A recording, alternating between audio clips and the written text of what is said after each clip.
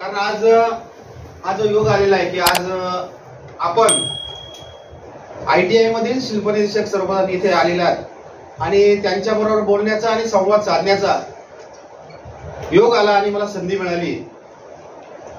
माझी भूमिका अशी की मला असं वाटतं की या भारतातच नाही जगात जर कोणी सर्वात श्रेष्ठ व्यक्ती असेल, आपण म्हणतो की गुरुजन शालेय शिक्षणामध्ये शिकवणारे गुरु सर्वात मोठे असतातच, परंतु त्यापेक्षाही मोठं कार्य आपण करत आहोत। म्हणजे काय, आता आपण प्रत्येक सेशनच्या पुढे पुढे जसं जाऊ तसं आपल्याला समजेल की तुम्ही जे बसलेले आहेत तुम्ही असामान्य व्यक्ती आहात, कुणी सामान्य नाहीये। तुम्हाला या परमेश्वराने या पृथ्वीवर कोणत्या तरी खास उद्देशासाठी पाठवलेले आणि शिक्षकच का केलेले हे सुद्धा आपण जाणून घेतलं पाहिजे।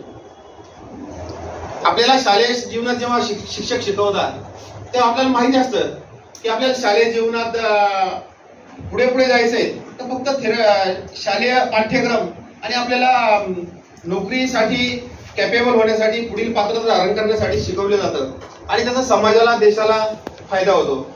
परंतु आपण काय करतोय, बऱ्याच जणांना माहिती असेल, तुम्ही काय करताय, तुम्ही ही पिढी घडवताय, या देशासाठी समाजासाठी शिल्पकाराची निर्मिती करतायत आणि समाज घडवताय, देश घडवताय।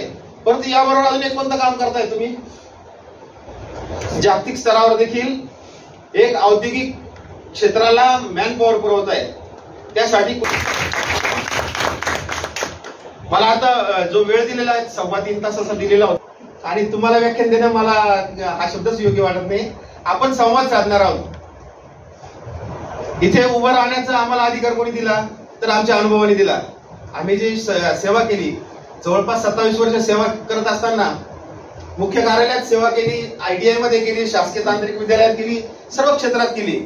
मग याच्यातून काय अनुभव आलेत, विद्यार्थ्यांशी संवाद साधताना कशा अडचणी येतात, विद्यार्थ्यांच्या अडचणी काय असतात, त्यांना आपण कसं हँडल केलं पाहिजे, ITIचं प्रशासन कसं चालवलं पाहिजे, शिस्त कशी असायला हवी, हे जे अनुभवातून आम्हाला शिकायला मिळाले त्यातून आपण फक्त अनुभव शेअर करणार आहोत एकमेकांशी आणि त्याच्यातून मार्ग काढणं, तुम्हाला काहीतरी नवीन मार्ग मिळणं हे महत्वाचं आहे। म्हणून व्याख्यानाच्या ऐवजी मी सांगतो की संवाद साधणार आहोत आणि तुम्ही देखील तेवढा प्रतिसाद द्या की तुम्ही आता जरी 5-6 महिने झाले असतील, किती झाले, 5 महिने 8 महिने झाले, तर तुमच्या भरतीच्या प्रक्रियेपासून आम्ही बघतोय, आम्ही पण त्याच्यामध्ये